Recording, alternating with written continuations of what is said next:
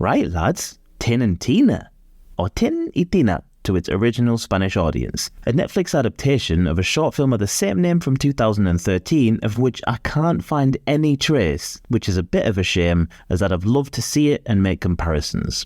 I've found an ever-increasing love for non-English films, which has been spurred on by my massive interest in travelling the world and experiencing different cultures.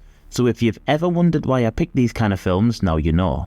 If you'd like to experience something a little out of your ordinary, head over to our other channel to subscribe to the Horror Exchange. The link will be in the pinned comment. Was the experience with this film good, or was it bad?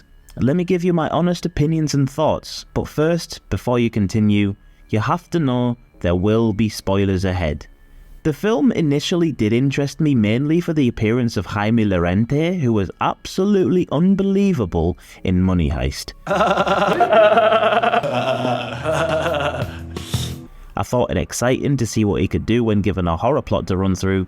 He plays Adolfo, one half of a just married couple who are happily expecting their first children, but their world's plunged into terror when his wife Lola has a very public miscarriage leading to internal problems, eventually finding out that there's no possibility that she can have children ever again. This destroys all of their plans and pushes Lola away from a deep-seated religion, and she starts to doubt in God. Considering she grew up in a convent, which is a school run by nuns if I understand correctly, you'd expect her to be extremely religious. She was pregnant with twins, and after Adolfo convinces her, they go to another convent and look for children to adopt, and for some reason, these odd-looking chalk-tone weirdos stick out to them. They play the organ really well, and Lola is fascinated.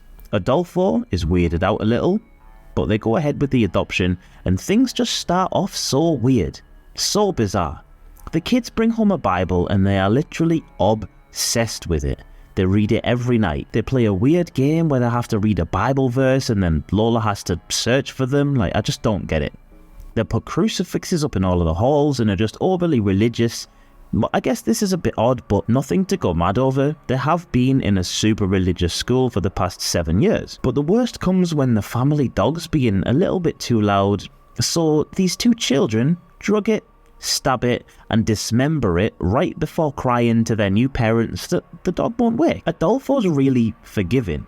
He thinks that the children have just misinterpreted things in the Bible, and it's kind of difficult to know which side the kids are being presented as. Are they using the Bible as an excuse to do these things, or have they been brainwashed? Do they have an understanding of right and wrong? Lola as well. Lola does not help at all while trying to parent them. There's one moment they show her that they can speak to God by holding bags over their faces until they nearly suffocate themselves, and she pretty much just tells them that it's a bit odd, brushes it off, and then continues to laugh and joke with them around the table. She takes about 5 days of constant terror and weirdness to tell Adolfo that they're acting odd, to which he completely changes his mindset about them, becomes their best friend, and tells Lola that she's the one acting weird. He's just about to set off on an extended work trip, and Lola's begging him to stay home and help her with the kids because they're, a bit mental, but he goes and tells the kids that Mummy needs extra love. So in their eyes, that makes them tie her up in her bed, wake her up, and try to force feed her arsenic-infused milk. And also they're getting bullied at school by this little boy, so they put him in a coma, eventually killing him, and Adolfo doesn't believe it's them. He's a proper shitty partner in all of this. He's away with workloads, leaves Lola to do everything, and when he comes home, he plays with the kids for 5 minutes, sits down, waits for a beer to be handed him, and watches his football. Anyway, the kids do that old bag over their head thing, and they supposedly see God and ask for a new baby. And to everybody's surprise, Lola becomes pregnant.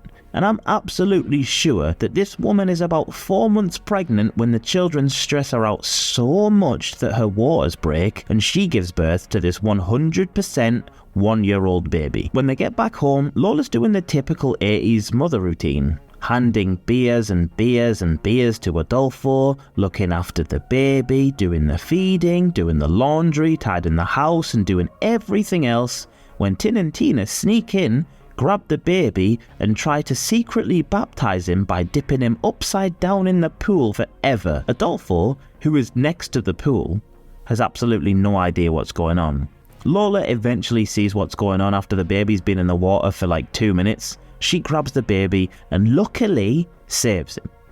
Adolfo, finally, he is all raging now. He burns the Bible in front of the kids and finally decides to send them back to the convent with the nuns. Things go okay for them for the next few months, and Adolfo invites Lola into the front room to watch some TV. Lola's seen that there's some strange things going on in the house. The door's unlocked. It looks like there's little footsteps coming in, but she goes and has a sit down anyway, and the TV loses connection. Adolfo goes up to the loft, and while up there, one of a few things happen. So here we go. Either the children have broken out of the convent, came to the house and somehow set him on fire, or Adolfo doesn't know what he's doing and he gets electrocuted by a cable somewhere and sets himself on fire, or God shows his wrath and burns Adolfo to a crisp for being an awful human being. It's kind of difficult to interpret what really happens because the film is left so open-ended. During this fire, the baby isn't in its bed anymore when Lola goes to look for it, so Lola, the atheist, puts a cloth on her head and suffocates herself a little to see God, and just before she's about to pass out, she hears the baby crying, which to me says that she thinks that she saw God and her prayers worked, so she grabs the baby and somehow miraculously escapes this blazing house fire completely unharmed. She meets with one of the nuns from the convent and asks whether the children escaped that night, to which the nun replies no, and Lola is now suddenly convinced that the children have done absolutely nothing wrong the entire time and they were good kids and that she was the bad one, so she goes back and adopts them again, and the film ends to us seeing Tin, Tina and Lola standing over the grave of Adolfo who perished in the fire. Where's the baby, by the way? Like, honestly, what the actual f***? The film started off really well. I loved the acting in it, the initial suspense, the dark film tone and terrifying feel, but halfway through, the film just started to drag and drag.